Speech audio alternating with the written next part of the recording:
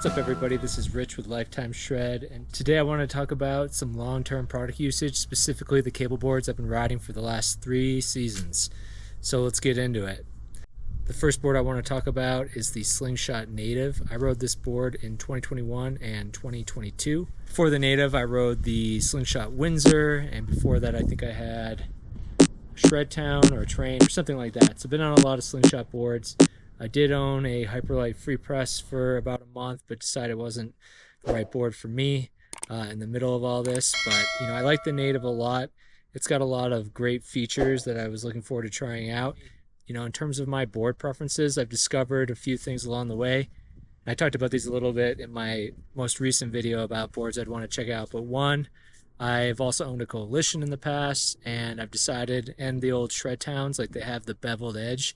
I don't really like the bevel edge on its own. I'm interested in trying out a bevel edge that has the recessed bottom feature next to it for a little extra grip. The beveled edge on its own tends to be a little bit slippy for me, especially coming off kicker landings or even carving into the kicker. So that's one thing I was looking for in the Native, is the flat base.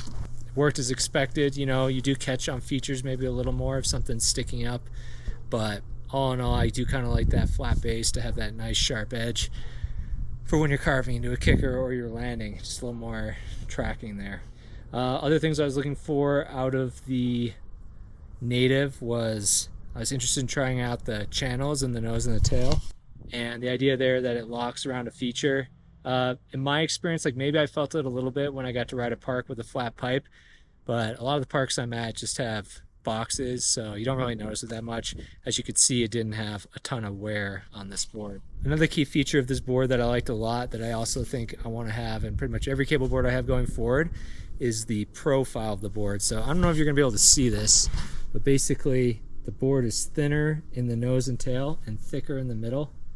So thin, thicker. And what this does is allows the middle of the board to remain relatively stiff, while the tip and tail are softer. So if you're going to press or something, the board will actually press, but then when you're landing off a kicker, it gives you that extra support there. And you can actually see too, there's, it raises up right here.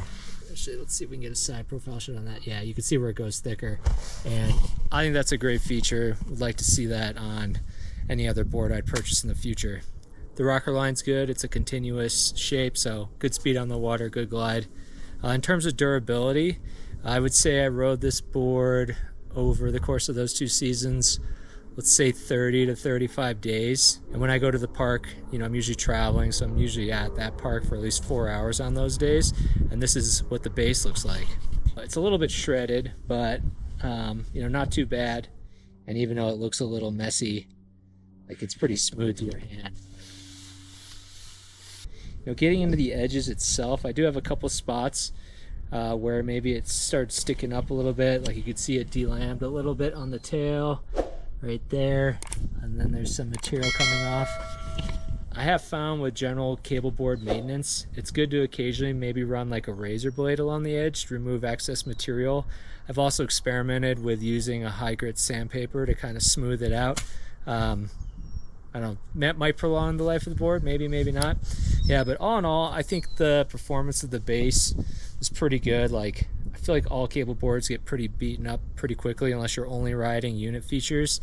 But some of the main parks I ride at don't have all unit features. Like there's a lot of homemade stuff or things that have been fabricated together from old parts, so they tend to be a little rougher on the boards, which is fun because some of those features are super unique, but it does tend to scratch up the base a little more.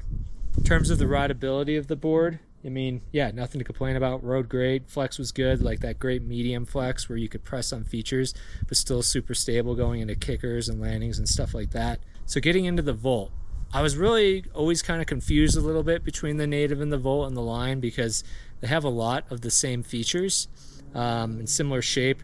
I believe they're also both based on an older Slingshot board. It's either the recoil or the response. Just going over the features too listed. So those ones, I believe, are all the same things as these ones. The Volt to me seemed like it was basically the Native without fins and in different sizes. I had heard online that it's a little bit softer, so I was kind of interested in that. I was like, oh, it's 2 centimeters longer, because I went from the 150 to the 152, and a little bit softer.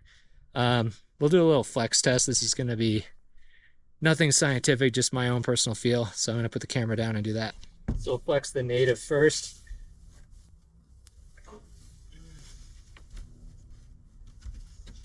Okay. Then we'll flex the Volt.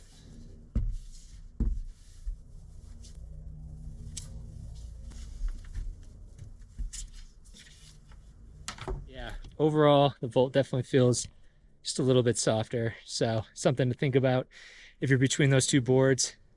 Depending where your use case is too, like one of the guys I ride with, my buddy Chase, he rides the Native behind the boat. He loves it behind there. Obviously with the Native, you got fin holes. It's also a little stiffer. So probably gonna perform better behind the boat than something like the Volt, unless you're just trying to do that like John Dryling, small wake, buttery stuff. So I think he rode the Volt, at least for some of that type of footage. The one difference I did notice just looking at the board is the way the tail is designed. Like you kind of see there's these ridges around that concave area, where this board does not have that. You know, rocker lines seem at least kind of similar. Let's do a little measuring test. We're flat on a surface. The rise on there is about just under 3 inches. The rise on the Native is maybe a smidge less.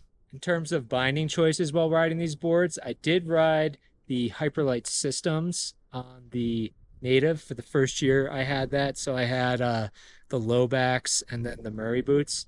And then I switched to the Space Mob. This is what I've been riding the last 2 seasons. Going to ride these again this year. So I did get 1 year with the Space Mobs on the Native and then 1 year with the Space Mobs on the Volt. So definitely a fan of these bindings. So yeah, anyway, that's my long-term review on these boards.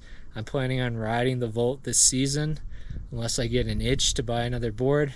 That Hyperlight Railroad has been calling to me lately, and there's some deals on last year's boards.